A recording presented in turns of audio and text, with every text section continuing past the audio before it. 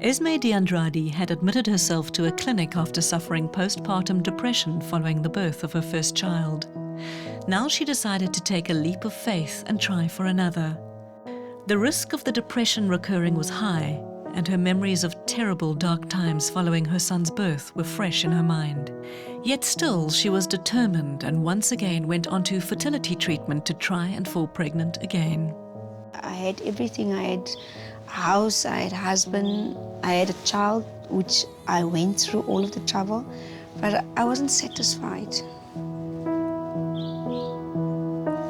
I wasn't satisfied.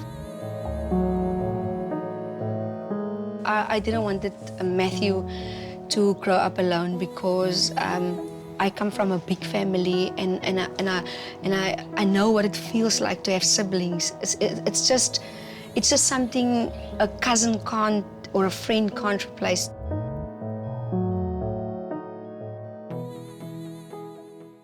One is enough, and I didn't want to go through this again.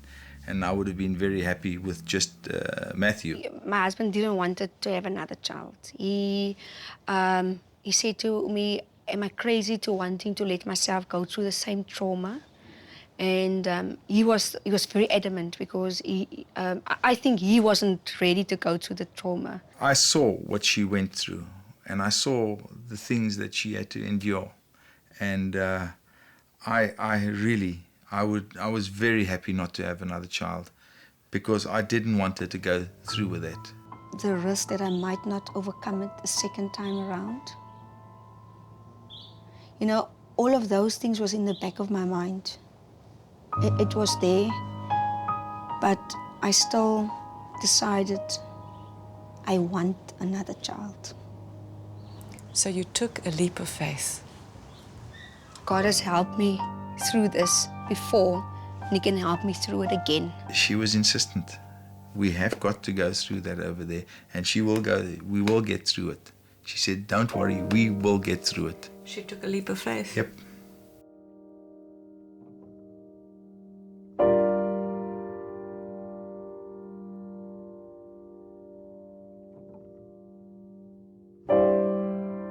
I definitely trust her to know what's going on, and so she can look after herself. I said, okay, we're doing it now, and I was more confident, and I had more information of this sickness.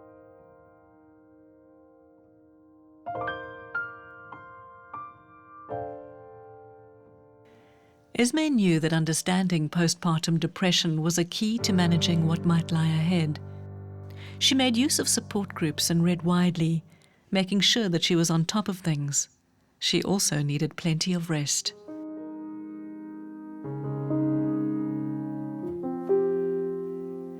Remarkably, given what she'd already been through, Esme endured another 6 punishing fertility treatments before she finally gave birth to a second son, Nathan, by emergency cesarean section at just 32 weeks.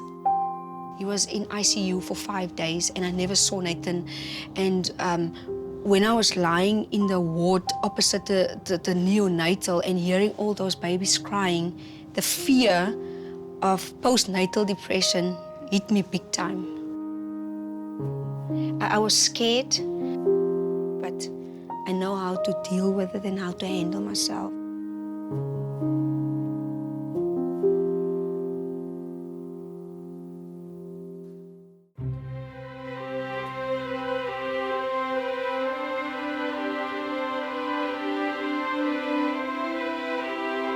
It was just different, and it was just amazing to have gone through all of those things then and not to have it now. It was so much easier. Sy het stewig gestaan. Sy het stewig gestaan en sy het gehou by haar besluite.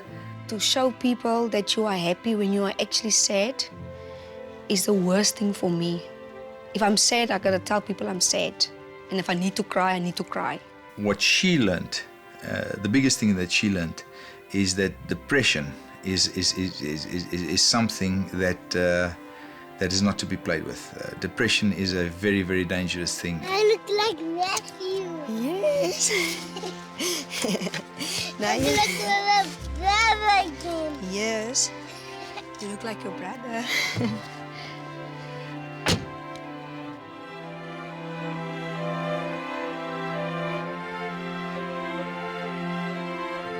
Can't tell you.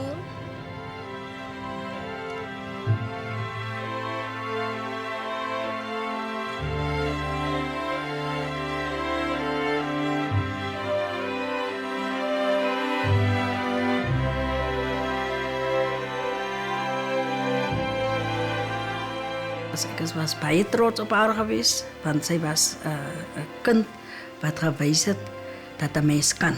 She's very tough. She's extremely tough, and disciplined. Very, very disciplined. If she decides and she can focus in on something, if you say to her today that she's got this illness of some sort or anything like that, she'll research that to the nth degree. She'll arm herself and then she'll go forward. With Nathan's birth, the family is now complete. Esme's resilience and support from Manuel proving that dreams do come true. It's just the journey that's unpredictable. Humble beginnings determined for Esme the path she knew she had to take to create a family. Looking back, it's hard to believe where she's been. You think about it. When you come back to reality and think about that is what you wanted to do, it becomes scary, and you actually can't believe that you've been in a place like that.